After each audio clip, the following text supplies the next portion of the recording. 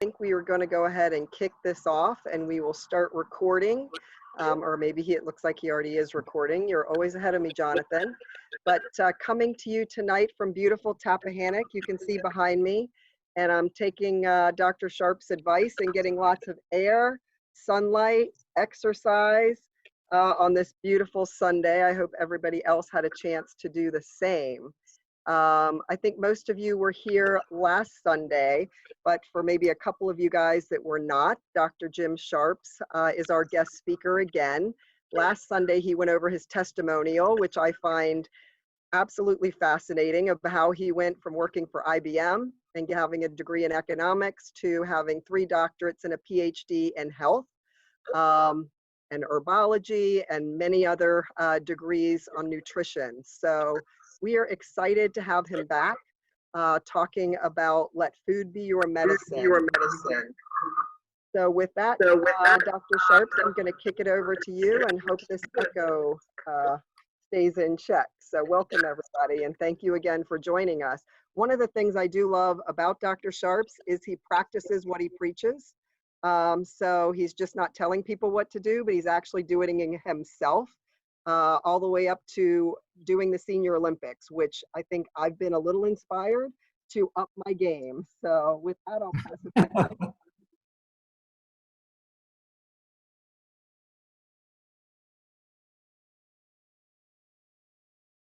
All right, Dr. Jim. Yes, I'm here. Great. Are you ready? Okay, great. Well, good evening, everyone. And yes, it's been an absolutely superb day. Had a really nice workout myself. And so welcome all. Today's presentation, I'm going to try to finish by, I believe, 7:45. Is that what you say? Yes, sorry, I muted myself. Sorry, I muted myself. Okay. 7:45 would be great. Okay. And then we can do good. So that's the way I'm going to proceed. Now, this presentation is my signature presentation. It's kind of unique. As I said, the topic is let food be your medicine. It's really a unique perspective on nutrition. And it goes under a number of titles. It's really the hierarchy of nutrients. And this is part of my workout today, incidentally, up at the top there. So, but I'm trying to be like that young lady in the bottom. I want to be able to pick up all those heavy weights. But what this presentation will also show you is how to add 15 to 30 productive years to your life. The system that I teach is the most powerful system known to man for preventing and reversing all chronic degenerative diseases. And as I said, this is the foundational presentation. It kind of gives you a different perspective on nutrition. You're used to seeing nutrition from the standpoint of the bodily requirements, the water, the carbohydrates, the amino acids, the fatty acids, vitamins, minerals, and enzymes. And that's an interesting way of looking at it, or the conventional way of looking at it. I want to take you through another perspective, and it's what I'm calling the hierarchy of nutrients. And as I said, in our school, the school that we run is called the International Institute of Original Medicine. It's an online school. It's the only biblically based school of natural health that's accredited in the world. And it's a very, it really showcases, and it really focuses pretty much on the Adventist health message. So it showcases that message, but it's the most integrated and it's the most comprehensive program. And you'll see why, because we have this additional element, this original medicine component that no other school of naturopathy in the world really focuses on. So essentially, when we talk about the hierarchy of nutrients or any kind of nutrition, it'll be great if we had some kind of a context. And the context that we're going to use is the health continuum. And that health continuum goes from wellness, from dynamic vitality, all the way up through debilitating illness. And you can see this guy over there with suboptimum health. He's kind of scratching his head. He's trying to figure out how can he really move to why is he where he is at, and how can he get into optimum health or even dynamic vitality. And we're going to show him the secret today. So as we go through this, just want to kind of get a sense of what percentages of each of these. So you can see I put in here 5% is that first category of dynamic vitality. So not a whole lot of people are in that category. Those are the people that you want to hit sometimes because they can do whatever they want. They can stay up all kinds of hours. They can eat whatever they want. They can be surrounded by all kinds of coronaviruses and H1N1 and Ebola. These people don't get sick, and they live nice, long, productive lives. Unfortunately, many of us, including me, don't fit in that category, and we do have to follow the laws of health. You might want to opine what level is in this optimum health. This guy that is very happy-go-lucky, and kind of think about what you think that percentage would be. And if you guessed about 15 to 20%, you're right. That's what fits in that category. And then in the suboptimum health area, that's a whopping 70 to 75%. That is everybody. That's everybody else. What happened? What did I do? My presentation disappeared. Let me see if I can bring it back in. But we're still okay. There we go. Can you see it? Yes. Okay, so we have 70 to 75%. That's where most people fit in. That's all your cardiovascular disease. That's everything from acne to skin problems, allergies, cancer. That's that 70 to 75% of suboptimum health. And as we said, you can see the guys kind of questioning, and that's what a lot of people are doing, including my clients, people that go to doctors, and trying to figure out why they're there, and more importantly, how they get out. And then at the other end of the spectrum, you have debilitating illness. And those are people that really need what conventional medicine provides. Of the 10 different underlying causes for all diseases, which includes infection, inflammation, toxicity, trauma, etc., there's one area where conventional medicine is clearly far ahead of all of the health systems, and that's for trauma. And that's when you need, equipment and machinery, etc., to keep people alive, and they do that better than anybody else in the world. So when it comes to trauma, and people that have to have technology, that's where that 5% fits in. But as you can see, most of us fit into that 15 to 75%, or 15 to 90% if you take off the two ends. So what we're going to do now is we're going to look at this hierarchy of nutrients from this standpoint, and what we're going to show you today is how you can actually change that optimum health to 70 to 75% and the suboptimum health to 15 to 20%. And quite frankly, with the health message that we have, all Seventh-day Adventists should be basically in this area. We should not be like a lot of people in that 70 to 75% being in the suboptimum health, because we do have that health message. And that health message is that most powerful system known to man, which we're going to kind of emphasize a little bit today as well. And another way of looking at this is on the left side, where you see dynamic vitality and optimum health. These people are practicing what is called lifestyle medicine, whereas those that are in the suboptimum health and debilitating illness, they're kind of locked and spinning around in this traditional medicine area, and they really don't come out. You can manage those illnesses, but you can't really reverse them. So you manage the symptoms and signs and symptoms. But what we're going to talk about is lifestyle medicine, which just gives you that ability, as I showed in the previous chart, to move from suboptimum health to the to optimum health.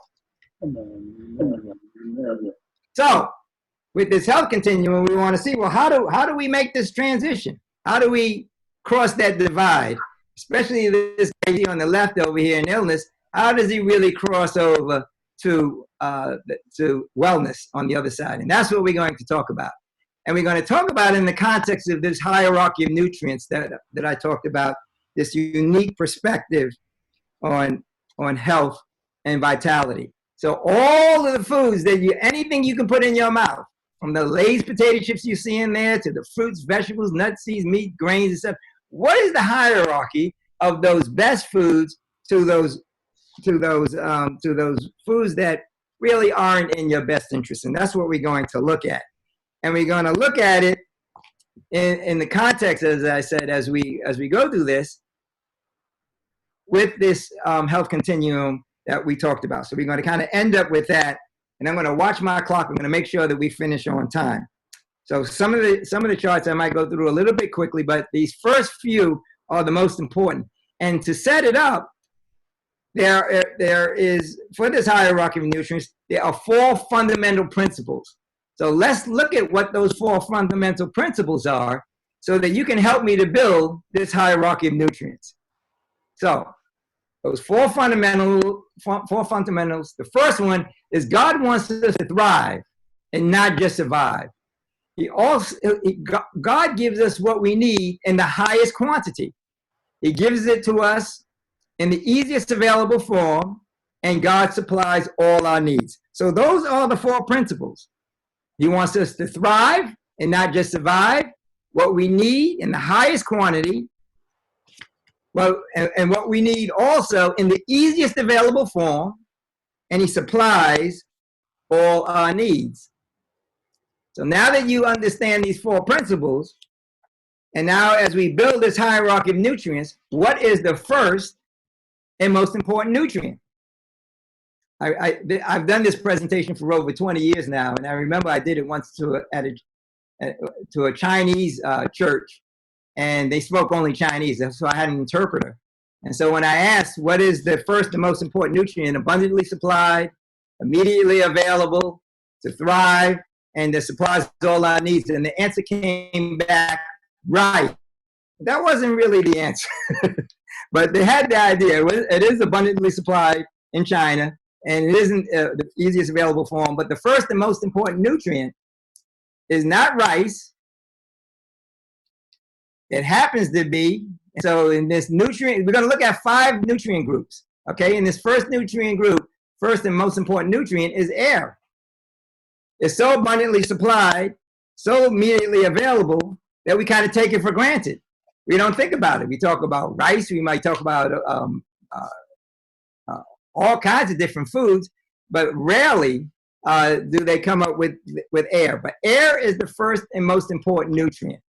We're going to come back to this concept and put it all together. But then what is the second most important nutrient? So in that first group, we said we have air. So what is in this first nutrient group, the second most important nutrient? Yeah, very good. You got it. I knew this was a knowledge audience. And so incidentally, you see these little subtitles here on the bottom where we talked about air in the beginning. God created the heavens and the earth. All of the laws of health, interestingly enough, in the Bible and the Pen of Inspiration, they all are kind of summed up in the first 2 chapters of Genesis. And so you'll see some of these subtitles here. And it really magnifies how fearfully and wonderfully made and how God provided for all of our needs. And so, and if you go through Genesis, he provided everything that we needed for health and vitality to thrive before he created us. So as you go through those 6 days, it's kind of interesting how he does that. And he did it in a way where he kind of created the forms first, the air and the water, etc., and then he filled them. So that's the second and most important nutrient. And water is very important. A lot of people guess that first, but life cannot exist without water. All bodily functions need it. All bodily functions from the brain all the way through the bones. The brain has the highest content water of all of the organs. Of course, the blood has the highest amount, but that's not an organ. But the brain has the highest water content. As a matter of fact, a lot of people, when they die, when they do the autopsy, their brain is dehydrated. It goes down about 2 to 3% or more. And even bone has 20 to 25% water. It's required for eliminating poisons from the body, and also for providing the highway for moving nutrients to every single one of the 10 trillion cells in the body. So air and then water. So what would be the third in this food group? Anybody want to hazard a guess out there? If somebody got water right. Okay, I'm going to tell you. It's sunlight. Remember, in the beginning, God created the heavens and the earth. And God said, let there be light. And there was light. And God saw the light that it was good. So that's Genesis 1:3-4. So light, sunlight, is very important for the natural source of vitamin D. And if you have a cholesterol problem, when you're out in sunlight, the sunlight converts the cholesterol into vitamin D. And it also helps with metabolism. So light, we are children of light. So light is very important. Sunlight is very important. As you're looking at this, kind of think of the coronavirus situation we're in and see if it makes sense, some of the things that are being recommended. So here are those first three nutrients in the first food group. There's actually one more. Does anybody want to hazard to guess what is that last nutrient in that group one to fill that out? Remember, God wants us to thrive, not just survive. He gives us what we need in the highest quantity. He also gives us to us in the easiest available form. Food. And he supplies all that. Food. Very good guess, but it's earth. What about the earth? Forgot all about good old earth. You see, some of these things are so abundantly supplied, so immediately available, we kind of take it for granted. We're not designed to live on the moon, on Mars, on Venus. We are designed to live on earth and earth only. In the beginning, God created the heavens and the earth.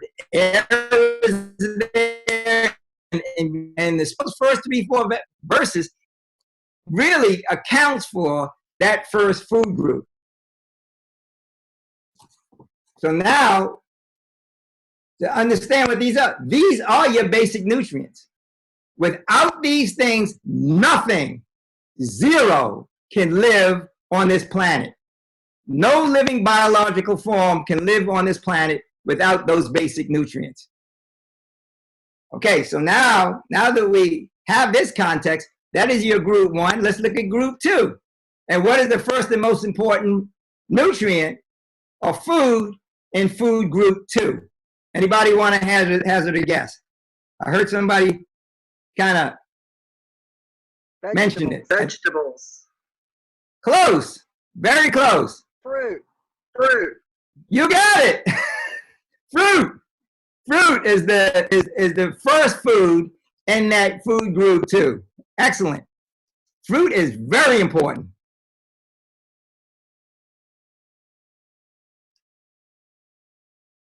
This is what we get from the pen of inspiration. The more we depend on fresh fruit, just as it is plucked, the greater will be the blessing. Let fruit be placed on the table in abundance. Okay, so let's look at fruit. Let's kind of put the microscope on it. Let's look at it a little bit closer and see why we say that's the first food, the actual food that we should be eating after the basic, or to get the basic nutrients. So let's take a little bit closer look at fruit in the context of the basic nutrients. And this will help to kind of understand why it's so important. Where do we get our air from? The leaves of the trees are the lungs of the planet. We have a perfect synergistic relationship with fruit or trees. The plants take in carbon dioxide and puts out oxygen, and we take in oxygen and put out carbon dioxide. It's a perfect synergistic relationship. You look at water. Fruit is high in water content. It's the highest water content food outside of water in existence. All fruit are 80% plus water. Our bodies are 70 to 75% water. We are an exact template of the planet, which is also 70 to 75% water. And fruit is that food that represents that 70 to 90% of water in terms of content, with the melons kind of being the highest. What about sunlight? Well, the sunlight is locked into every seed. And then earth, the one that we kind of take for granted, provides the nutrients, the elements, the dust. Man is from dust. So let's look at it from the context. Fruit, in the context of the hierarchy of nutrients, in terms of the basic nutrients, fruit can be considered a cocktail of air, water, sunlight, and the dust of the earth. It has it all. It contains it in the highest quantity, the easiest available form for us to thrive and not just survive. And it actually provides all of our needs. You can live 100% on a fruit diet. That's basically all that was available to Adam and Eve in the beginning. It was fruit. If you remember, vegetation didn't come along until later. So fruit is the first food in that food group too. And in the context of the hierarchy of nutrients, this unique perspective on diet, it is directly related to food's ability to provide the God-provided basic nutrients created by Him for our outrageous health and vitality.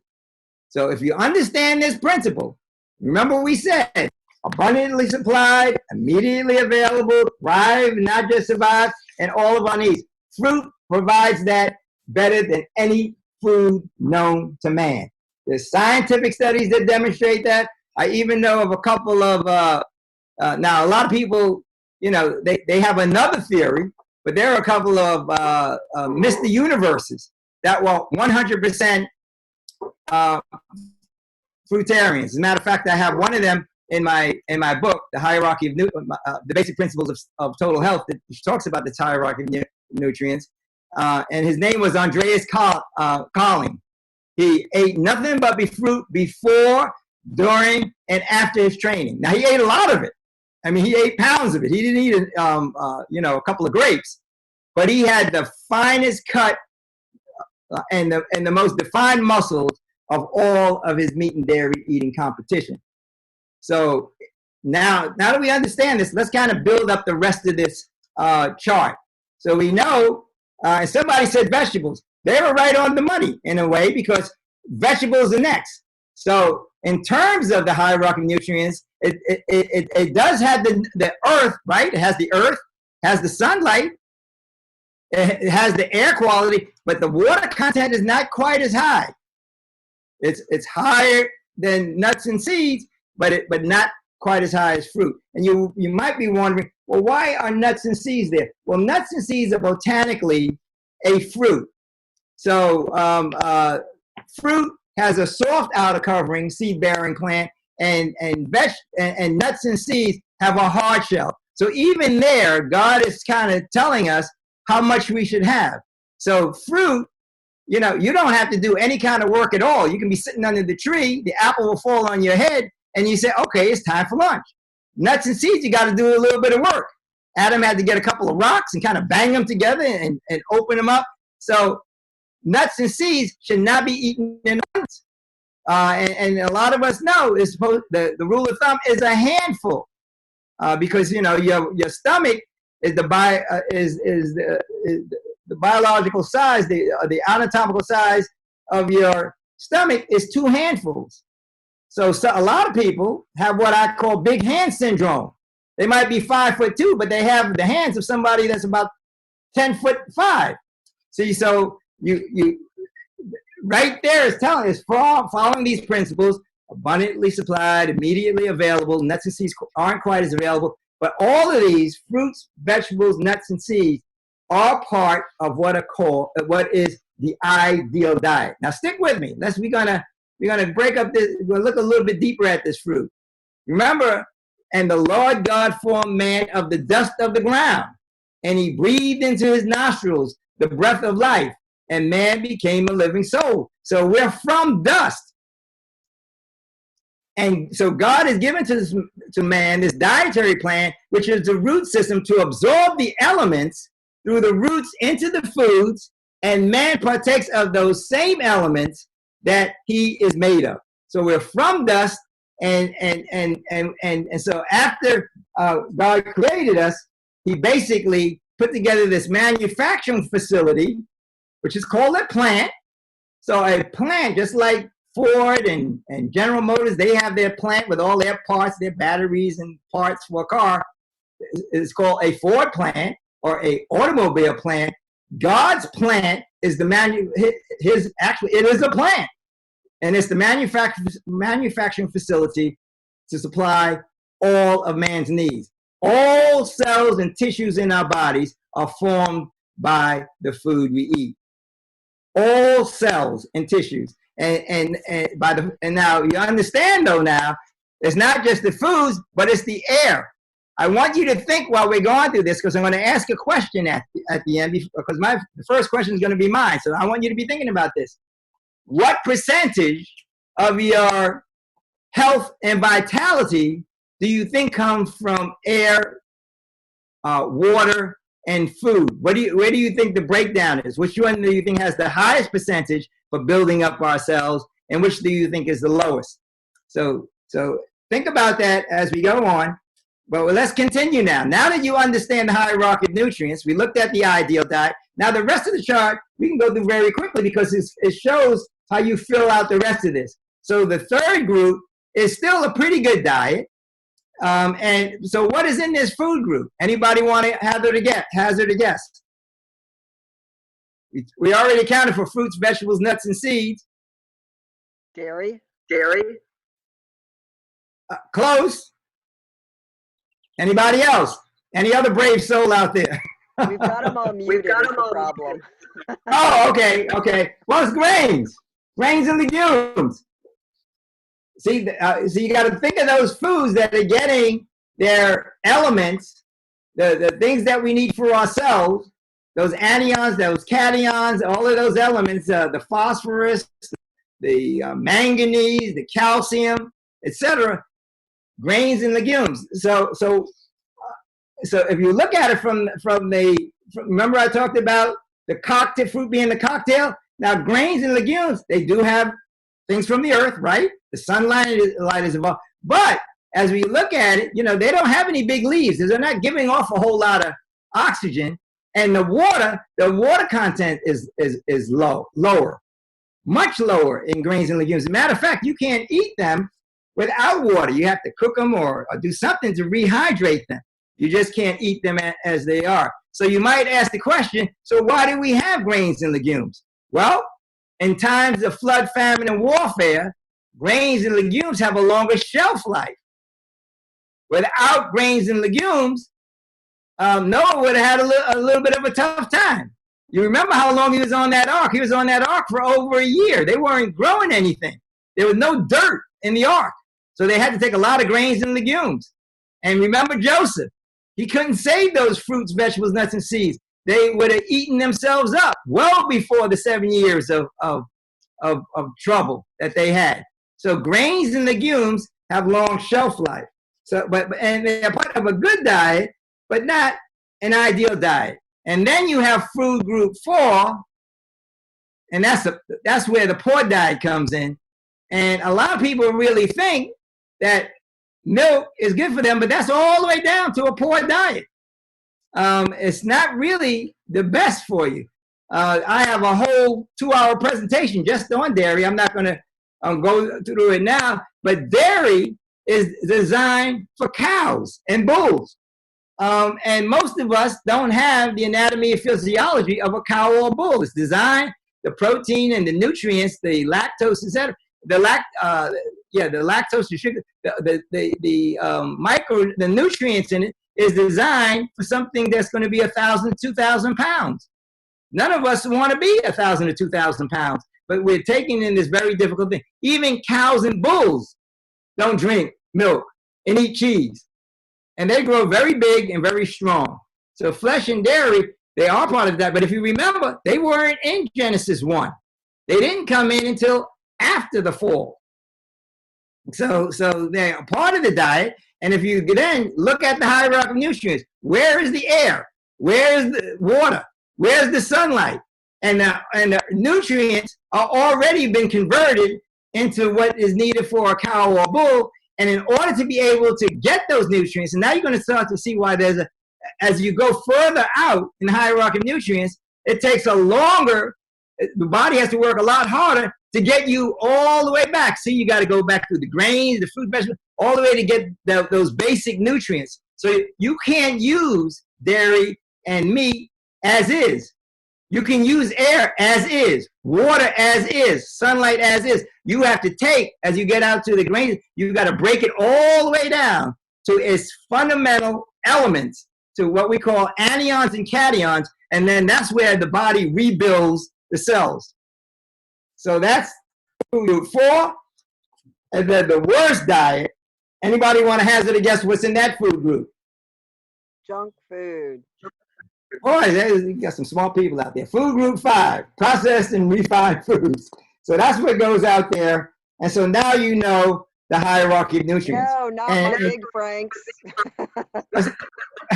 So now we have a context now. You see the hierarchy of nutrients all the way from food groups 1 through 5, and then you see on the bottom this continuum from perfect health to advanced illness. And I'll show a context for this very soon. But let's talk about how we make this transition now to outrageous health from wherever we are. And you see that guy with a little question mark over there. We want to move him over to this side of optimum health and dynamic vitality. And so now let's look at this hierarchy of nutrients and say, well, how can we get him there?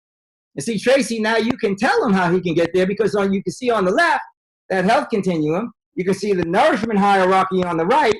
And what this is showing is that there's a direct relationship.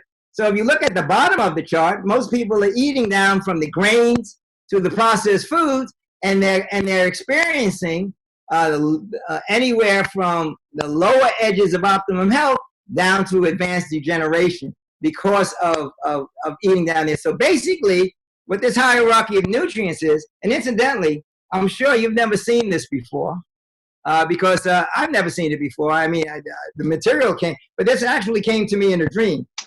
I prayed on it, and what I asked God, remember last week I said I worked at IBM. And at IBM, you always had to be able to net everything out at the end. You had all this stuff, and you wanted to end up in 1 or 2 things. And I prayed for one chart where I can say everything I want to about health. And this is that chart. I can talk to this chart for 2 minutes, literally for 20 hours.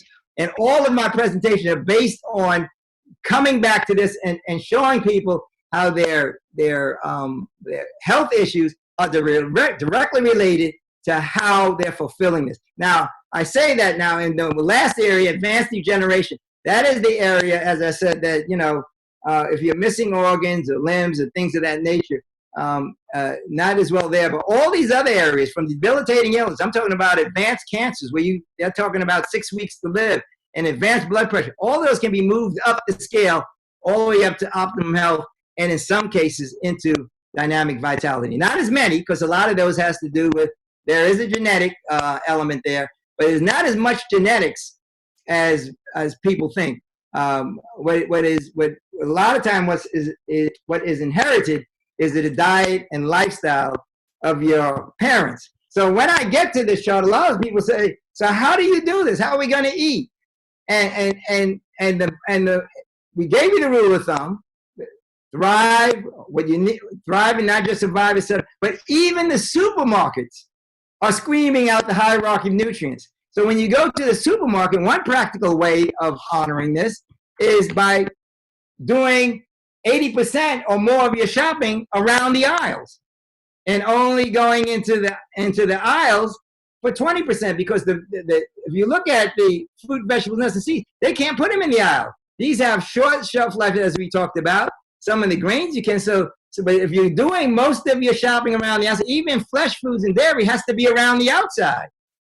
All those processed foods, and even the grains, the processed grains, they're in those aisles. So what I tell people, if you follow the hierarchy of nutrients, the only thing you need to go in the aisles for is for toilet paper, because you're going to have very good bowel motility. If you're doing 80% or more of your shopping in the aisles, the only thing you won't need is toilet paper, because you're going to be so blocked up and constipated because your body can't handle that food. And so one of the health rules, if you can't eliminate it, and that's where a lot of people have problems, or assimilate it, it's a poison. And what is happening, all these foods that can't be broken down to be made into cells, etc., they are being stored, and that's where a lot of the health issues are coming from. And so, but the other big thing is they say, well, if you're eating all these fruits and vegetables, where are you going to get your protein? So I'm going to answer this question for you. And here's my first answer. Yes, I'm a vegan. Would you like to discuss with me where I get my protein? I like this next one particularly well. A bodybuilder once asked me where I got my protein from. I told him to come take this leaf from me and find out. So so basically, when you look at it, the strongest and longest living animals on this planet are really all vegetarians. And even the ADA, the American Dietetic Association, in 1988 said, they kind of begrudgingly said about vegetarian diets, it is the position of the American Dietetic Association that appropriately planned vegetarian diets, whatever that means, including total vegetarian or vegan diets, are healthful, nutritionally adequate, and may provide health benefits in the prevention and treatment of certain diseases. It's interesting how they said it may provide. It does provide. Well-planned vegetarian diets are appropriate for individuals during all stages of life cycle. And this is what's interesting, including pregnancy, lactation, infancy, childhood, and adolescence. So even they are basically begrudgingly indicating that the vegan diet, the vegetarian diet, is fully wholesome. Now, the Pen of Inspiration said years ago, well before 1988, before 1888, as a matter of fact, she said, fruits, vegetables, nuts, seeds, and grains impart a strength, a power of endurance, and a vigor of intellect that are not afforded by a more complex and stimulating diet. But that's kind of interesting that the Pen of Inspiration says that the ADA, the scientists are starting to agree with that. But does the Bible have to say anything about meat? Does the Bible have a definition of meat? And a lot of people are surprised to learn that the Bible does have a definition for meat. And the first definition for humans is right in Genesis 1:29. And God said, behold, I have given you every herb-bearing seed, which is upon the face of the earth, of all the earth, and every tree, in the which is the fruit of a tree yielding seed. To you it shall be for meat. Now, meat means food, and meat most times in the Bible means dining or food, etc. There are many different, if you look at the Greek, the Hebrew, the Aramaic, most of the time when you see that, it's talking about food. That's what the word, it derives from the Greek and the Hebrew for meat. But what about the animals? And remember, I said they don't eat milk. They don't eat meat. If you go to Genesis 1:30, and I'm going by the King James Version, incidentally, and to every beast of the earth, and to every fowl of the air, and to everything that creepeth upon the earth, wherein there is life, I have given every green herb for meat. And it was so. I like that, and it was so. In other words, that's it. I can't find any place in the Bible where God called a task force or committee of patriarchs and prophets. When he came to Genesis 1:31, he looked at all that he had done. He said, behold, it is very good. So he provided it all. And so the point is, it is impossible to have a diet of sufficient calories and not meet your protein requirements. So now I'm just about coming up to the 7:45 mark. So let me go through very quickly, though, to show, well, how can you make the transition to outrageous health from this practical standpoint?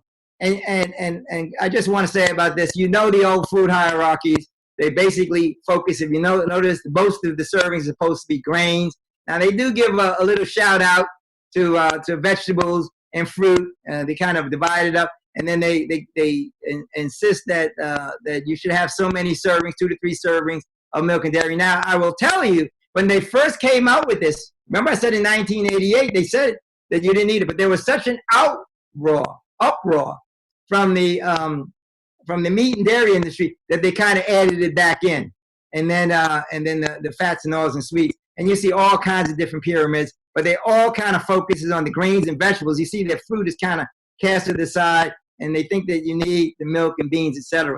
But here's what I recommend if you want to follow the hierarchy of nutrients. This is the pyramid, and it's very easy for you to understand. Seasonal fruits, eat as much as you like. Seasonal vegetables, eat as much as you like. And then as you start going up, based on your requirements and your capacities, remember that hierarchy of nutrients, based on your requirements and your capacities, you start adding in those other food groups. And you can see as you start going up the pyramid, and up at the top, where the scientists will tell you that pork and shellfish and all those things, if you notice, those are no-no foods under all circumstances. And some of these other foods, even in the grain, you know about the gluten intolerance in the grain area, even in the nuts and seed area, people have problems. So won't be on into a lot of detail, but I think I have 1 more minute. So 10 practical considerations. Let me just kind of go through this very quickly. The point is, what I just focused on is eating the right foods. And these are those principles, eating whole foods only, less of the sugary dairy foods, don't eat diet foods, eat healthy snacks, the dates, the figs, maybe nuts and seeds if you can handle it, etc., and a large salad before eating. And then there's a whole nother area of diet, which we're not going to talk about here, but it's eating foods right. And I just wanted to give you some context. And so, there's meal and menu planning. This is how I help my clients. I basically give them this kind of a plan, typical breakfast, lunches, and dinners, and I actually give them some actual foods that they can put in. You kind of look at what they're doing. You affirm them where they're doing good, and those things where they should be making some changes to meet their health goals. You try to kind of encourage them to do that. So those are some things that you can do. So basically, the hierarchy of nutrients, it does provide irrefutable evidence for the superiority of the plant-based diet. This is the hierarchy of nutrients. It will add 15 to 30 productive years to your life, and it will make you healthy, wealthy, wise. It helps you physically, mentally, emotionally, and spiritually. And I want to end up on a spiritual note, because God gave us these things to thrive, not survive. He gave it to us because he loves us. He wants us to have a right relationship with him. And so I like to end all my presentations with this last chart, basically saying, whether you eat or drink or whatever you do it all for the glory of God. And if you pray to him, he'll give you guidance and direction for taking you from wherever you are to where he wants you to be. You just have to seek his counsel, guidance. And if you follow his laws and decrees, he tells us, if you hearken to the voice of the Lord thy God and do that which is right in his sight, and give ear to his commandments and all his statutes, you will suffer none of the diseases of the Egyptians, not even coronavirus, incidentally, ladies and gentlemen. And he tells you, if my people who are called by my name will humble themselves and pray. You know the verses. And my people suffer for lack of knowledge. He's given us this message. He wants us to thrive. And so whether we eat or drink or whatever we do, if we do his 8 laws of health, then we will automatically fall into 2 additional ones that's not in the pen of inspiration, but 2 that I like to add. You have a spirit of thanksgiving, and then you want to do service by sharing it with others. So that's the hierarchy of nutrients. I think I've pretty much stayed on track. So I'm ready to entertain any questions or answers, questions, and provide answers to any of the questions that you might have on this or any other health topic. Awesome. Thank you so much. Hope that was helpful. Have a question in the chat. Oh, she was wondering when vegetables were added to the diet. I guess going back to in 3, it was in Genesis around 3:15, remember? And then he gave us vegetation. So in the beginning, it was just fruit. There were 3 types of diet. There was the ideal diet, and then there was the diet in 3:15, and then the last part of the diet was given us, remember, in Genesis 9:4. That's when meat and dairy came into the picture. Remember, he said you can eat. He said you can eat it. He didn't command you to eat it. He didn't encourage you to eat it. And basically, it's interesting. The Pen of Inspiration says he gave it to, he allowed us to eat it because we were going to lust after it anyway, and it was going to shorten our lives. And the first 10 generations of man, incidentally, was about 900 and something years. And the next 10 generations after the flood went from an average of over 900 years to about 70 to 80 years. And it's been that way ever since. So those are the 3 types of diets that the Bible talks about. And that's the phasing. And you guys want to put your questions in the chat, and then we'll open up the mute, although I'm a little worried with the feedback. What do you think about snacking and eating in between meals? I know my husband can go all day without eating and be okay. I'm passed out after 4 to 5 hours. Yeah, well, that's what your husband is eating is better. As a matter of fact, if you listen to the Pen of Inspiration, 2 meals are better than 3. The less food you need to be able to sustain your biological function and to be in a high level of health, the better off you are.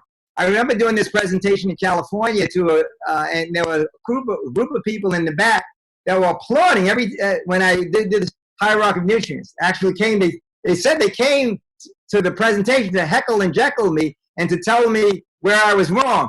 But these people I found out were breatharians. Now, breatharians believe that you only need to eat 1 meal every 2 to 3 days. Remember I said I was going to ask you a question? What percentage of your health and vitality do you think comes from food? I think the answer will surprise you, and it might change your perspective. And you have to get to that point. I used to be a grazer. I used to eat 5 to 7 meals a day, 3 meals a day, and then snacks and all the other kind of things. That was what was contributing to my health because it was overloading my system. Of the systems, the 12 systems, the digestive system takes up more energy than all of the others. And it might shock you to realize that food contributes 5% to your health and vitality. 80% comes from air. 15% comes from water.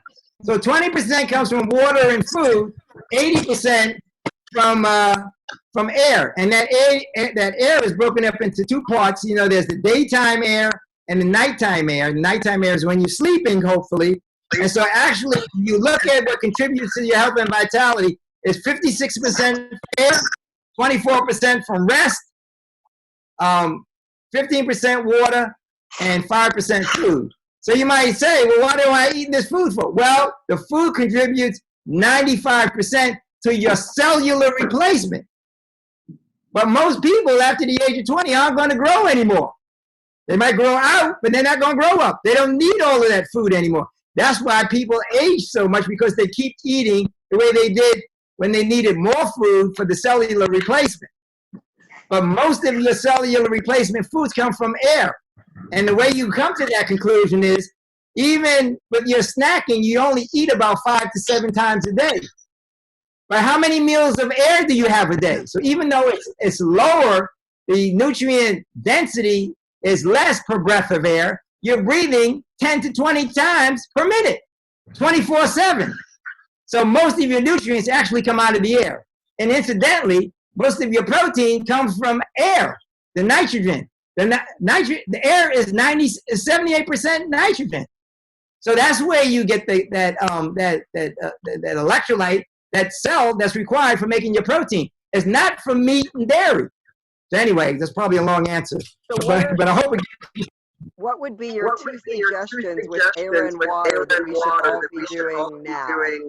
One about, you should be for air and 1 or 2 for water. Very good. Yeah, for air, do some intentional deep breathing every now and then. Most people have lost the art of breathing. I told you I worked out today. I spent about 5 to 10 minutes just doing deep breathing exercises. Just walking around, and you take 3 to 5 steps breathing in. So, and then 3 to 5 steps breathing out, breathing into your diaphragm. So that's one breathing exercise. The other one is what is called the breath of fire. Force yourself to breathe out. Try to do anywhere from 30 to 100 breaths, just breathing out as hard as you can. So if you can hear me, So just forcing the air out, what that does is force out all that carbon dioxide, and then you get higher oxygen content. So those are two practical breathing things that you can do to get higher content nutrients. And you can even do that while you're getting ready to sleep. Just do some very quiet, intentional breathing. And there's a lot of good information on the internet that gives you all different kinds of things. So I won't go into that. But water, the guideline they tell you is you should have half your body weight, which is absolutely ridiculous. I looked at the original studies. And you do lose about half the body weight in water through urination, defecation, and breathing from your skin, etc.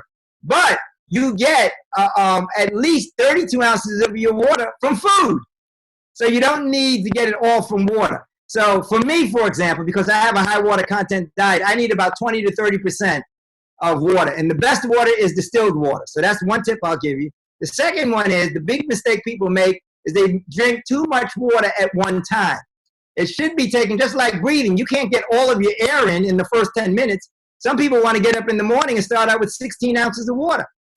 You know, a glass, or I have some people tell me that they some of my sick clients, they say, well, I started with a liter of water. I said, that's why you're so sick.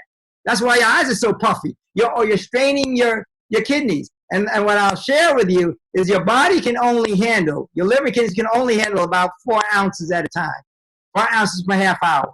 So if you, let's say you need 40 ounces. A good rule of thumb is take 4 ounces for about 10 to 12 ounces from the time you get up to the time till about 6 o'clock. You don't want to drink a whole lot of water just before going to bed. I had another client that was drinking 16 ounces before he was going to bed. And I said, you're probably getting up about 2 or 3 times during the night. He said, how do you know? I said, because it's drinking too much water. Your body can't handle that. So the rule of thumb is try to drink purified or distilled water and sip your water. Put a straw in your thing. You don't want to chug-a-lug it. And one other quick tip, you did only ask for 2, but I'm going to give you a third one because this is where a lot of people are making a mistake. Never put cold anything in your body. And too many people are drinking their iced tea and the ice water. The tea is bad enough. Then they're putting ice. When you do that, the kidneys go into spasm. And it's one of the worst things you can do to your body because the body has to, if you're drinking cold anything with your meal, the body has to suspend all digestion and warm up that water or that cold beverage so that you don't die of hypothermia. I'm sorry I took so long to answer that question, but I hope it gives you some appreciation for those first 2 elements. Because you get those right, then you can start seeing how, and you know, a lot of people, when they're hungry, they drink water and they feel better.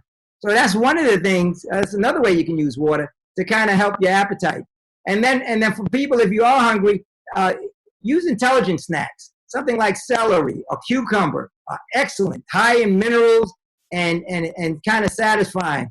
Or dates and figs if you're hypoglycemic, dried fruit, or any fruit for that matter, based on your whether you're hypoglycemic or tends to hyperglycemia.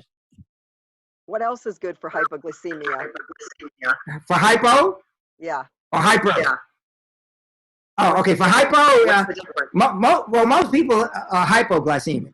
The ones that you hear about are the hyperglycemic, the ones that need the insulin, etc. That's the diabetes, the high sugar. So for high sugar, you want to basically there's a couple of verbs you can use, but you can well over 90% of the diabetes is very amenable to what I just put on the charts.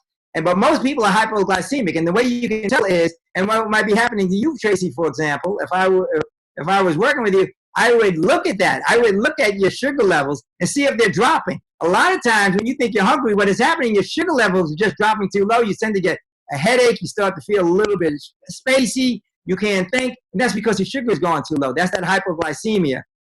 And there's a test that I do to kind of, I don't know if you folks have heard about Ream's biological theory of ionization. It's the mathematical equation for perfect health. But one of it looks at is your bricks or your carbohydrate level, and it looks to see if it's dropping, and if it is dropping, how fast it's dropping, and when it is dropping. And right around that 11 o'clock or 2 o'clock is where you start seeing that drop, and that's where a piece of fruit is handy. And of course, if you improve the function integrity of the liver, then your digestion and your whole systemic integrity is improved.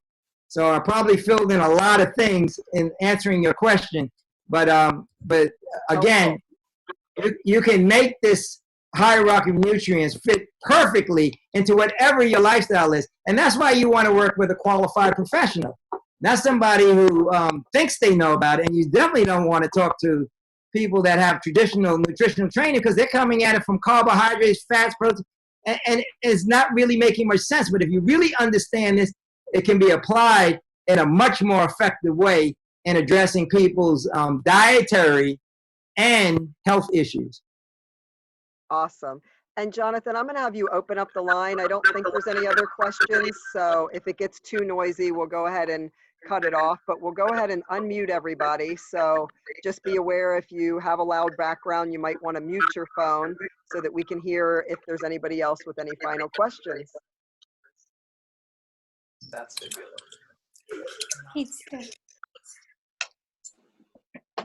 All right, as he's unmuting, you can go ahead and ask your questions.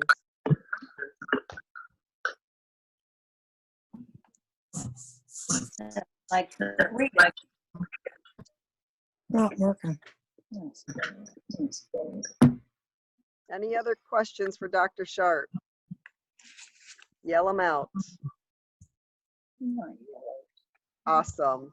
Well, we really appreciate your time tonight.